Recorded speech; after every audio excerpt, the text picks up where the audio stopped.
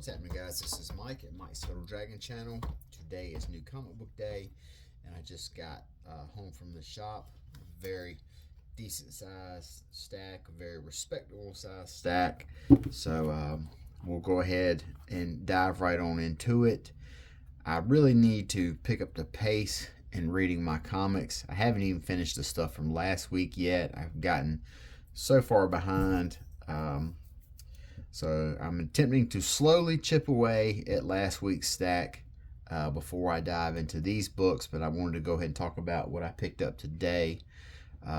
Sitting on the top of the stack, we have Giant Size House of M, and they have been doing a series of one-shots with Kamala Khan traveling throughout time, visiting some of the big moments in X-Men history.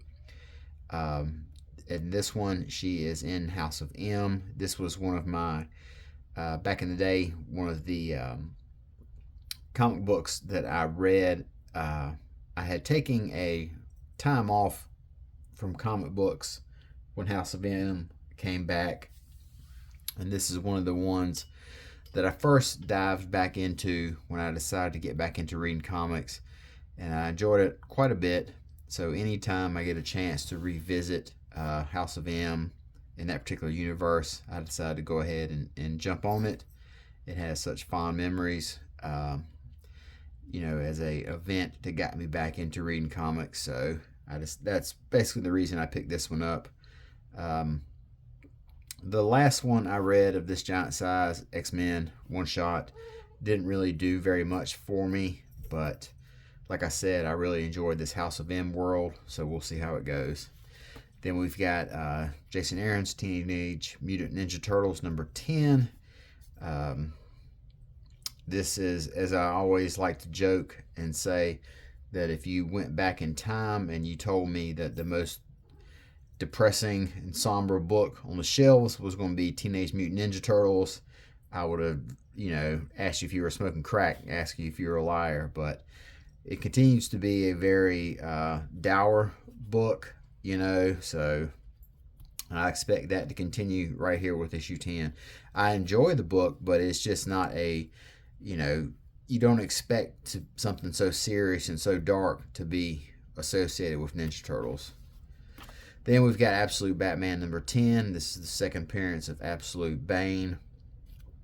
Obviously, all the hype and everything regarding Absolute Batman and what Scott Snyder and Nick Dragotta have done, it's been printed and talked about a million times, or at least for the past 10 months. We're on issue 10, so there's nothing really more to say about this book that hasn't been said yet. Superman Unlimited number 3. This is the third issue in the Dan Slott book. I was very much championing the announcement of Dan Slott coming on this book, and one of the things that I said was I just expect really good Superman stories from Dan Slott. I don't expect him to try and reinvent the wheel. I don't expect him to try to do some sort of groundbreaking storytelling with Superman. And then in the very first issue, he makes kryptonite incredibly commonplace and gives Superman a power to turn gold to be invulnerable to the effects of kryptonite for like 30 seconds or something. So I was wrong about that. I had to eat a big bowl of crow on that.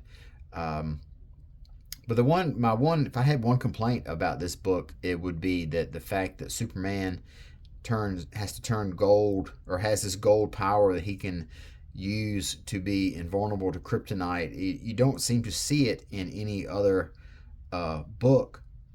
So it just feels like the events that happen here in Superman Unlimited are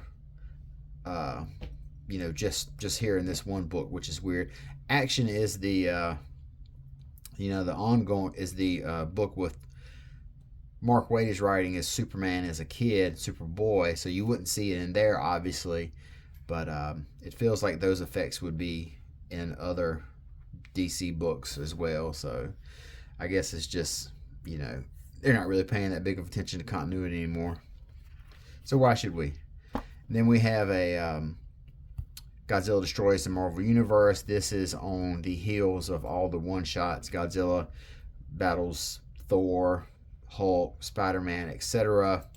So it's really seemed like the Godzilla is just everywhere nowadays. He's has such a huge presence in the Marvel Universe with these stories and these one-shots. And then also him and Kong are crossing over with Justice League right now. So Godzilla's really been making an impact back in the pop culture again. New Champions. This book here has been announced that it's being canceled, which I'm absolutely bummed out about.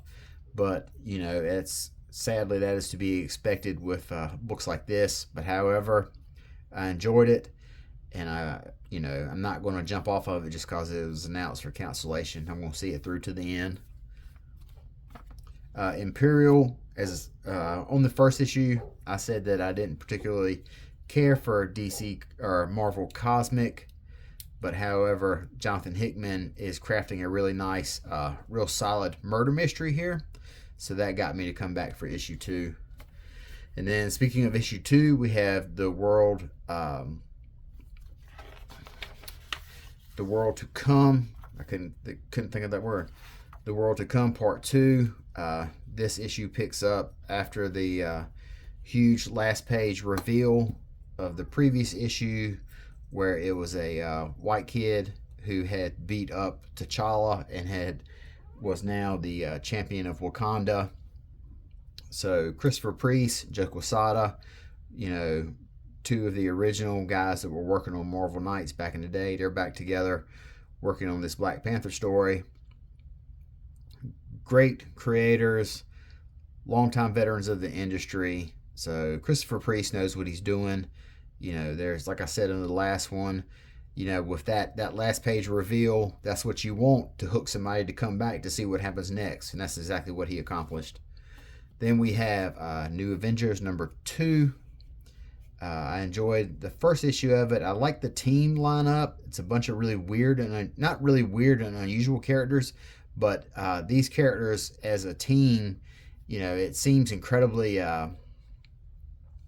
they don't seem like they have a really good team dynamic.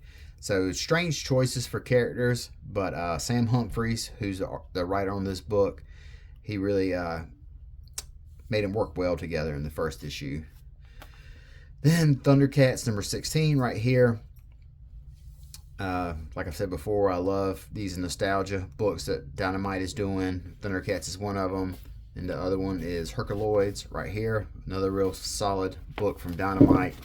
I'm enjoying the moves that Dynamite has made, and apparently they're in some sort of financial issue with Diamond owing them a ton of money, and that's not good, especially if you're a smaller company like Dynamite.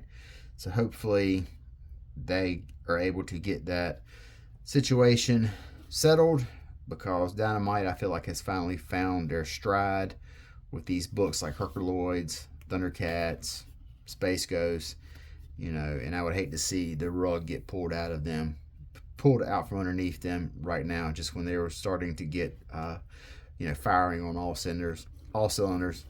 So very average size, or a little above average size week. We've got 1, 2, 3, 4, 5, 6, 7, 8, 9, 10.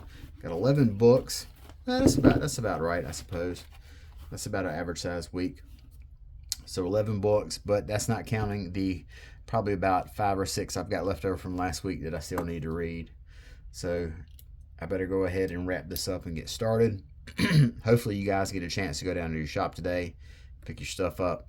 I know the owner of your local comic book shop would be glad to see you come in, pick up your stuff. That way he is not worried. As I always like to say, that's the worst thing you can do. Be delinquent on your pickups and not communicate with your shop owner, not let them know that it's going to be a while before you come in, because they if you're not picking your stuff up, that's money they've got tied up, and they could be using for other stuff, and Lord knows we all could use more money, and we don't need it tied up right now. So till next time, you guys take care. Talk to you later, and bye bye.